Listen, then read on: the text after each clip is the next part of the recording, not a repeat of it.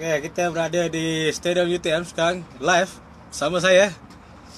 Okay, jadi antara perlawanan akhir bertemu pasukan pendaftar UTM akan bertemu pejabat harta bira. Jadi kita akan saksikan secara live di Stadium UTM sama saya.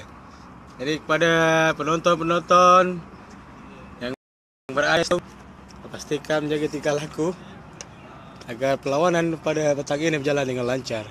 Kita doakan bersama. Cuaca nampaknya mendung sedikit.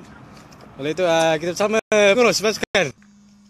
Hari ini saya dipertanggungjawabkan untuk final sukan jabatan UTM untuk 2016. Di antara pasukan saya sendiri pejabat pendaftar bertemu dengan pasukan terbina. Okey,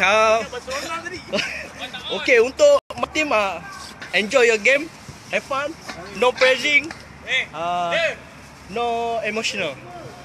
Okey, target kita untuk juara, untuk mengekalkan kejuaraan.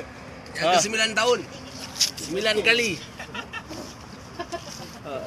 Okey, kepada pemain kata semangat.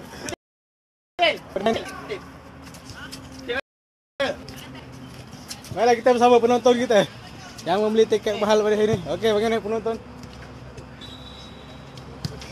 Saya sebagai penyokong Tegar, pendaftar berasa pendaftar akan menang 3-0 Ya, itu dah. pada hari ini. Kata-kata semangat. Yes. Bagaimana pula kata penyokong kita? Tak apa hal. Aku tak minat bola pun. Aku kena paksa itu pun ni.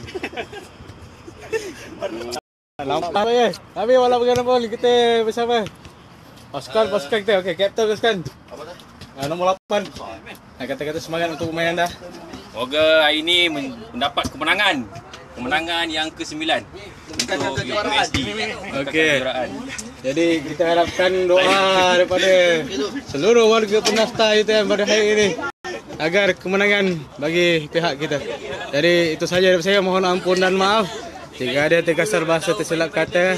Selamat Hari Raya, kita doakan kemenangan untuk kita. Assalamualaikum.